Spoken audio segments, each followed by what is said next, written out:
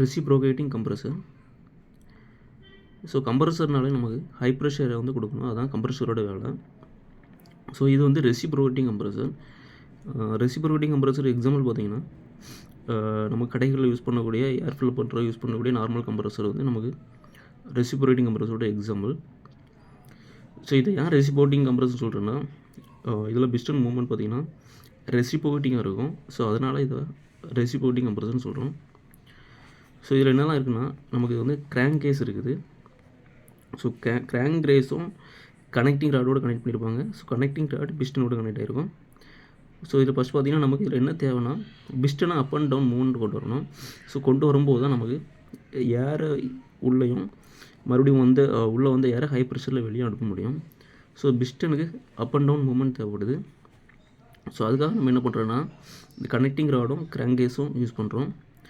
So இப்போ piston up and down move பண்ணுறதுக்கு கிராங்கேஸை நம்ம ரொட்டேட் பண்ண வைக்கணும். ஸோ கிராங்கேஸை ரொட்டேட் பண்ணுறதுக்கு மோட்டார் யூஸ் பண்ணியிருப்போம். ஸோ மோட்டார் மூலமாக பெல்ட் கனெக்ட் பண்ணி வீல் கூட கனெக்ட் பண்ணியிருப்போம். ஸோ அந்த வீலையும் கிராங்கேஸும் ஷாஃப்ட் மூலமாக கனெக்ட் பண்ணி கிராங்கேஸை ரொட்டேட் பண்ண வைக்கிறோம். ஸோ கிராங்கேஸ் ரொட்டேட் ஆகும்போது connecting rod up and down மோஷனில் மூவ் ஆகுது.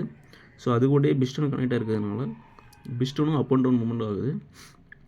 ஸோ பிஸ்டன் வந்து நமக்கு கீழே வரும்போது, டவுன் சைடு வரும்போது செக்ஷன் ஸ்ட்ரோக் நடக்குது. ஸோ செக்ஷன் ஸ்ட்ரோக்கில் என்ன நடக்குதுன்னா, இந்த இன்லெட் வால்வ் மூலமாக ஏர் சிலிண்டருக்குள்ளே வருது. எப்படி வருதுன்னா, பிஸ்டன் வந்து ஹை ஸ்பீடில் வந்து கீழே வரும்போது நமக்கு வந்து ப்ரெஷர் வேக்யூம் உருவாகும். ஸோ அந்த வேக்யூம் காரணத்தினால ஏர் இல்லாமல் சிலிண்டருக்குள்ளே வருது. ஸோ அப்புறமா பிஸ்டன் மேலே போகிறது வந்து டெலிவரி ஸ்ட்ரோக்னு சொல்கிறோம். ஸோ பிஸ்டன் வந்து மேலே போகும்போது அதே ஸ்பீடில் வந்து மேலே போகுது. ஸோ போகும்போது உள்ளே இருக்கிற ஏர் எல்லாமே அவுட்லெட் வால்வ் ஓப்பன் ஆகி அப்படியே வந்து நமக்கு ஹை ப்ரெஷர் ஆட் வந்து ஸோ வெளியே போயிடுது. ஸோ இதில் பார்த்திங்கன்னா பிஸ்டனும் சிலிண்டரும்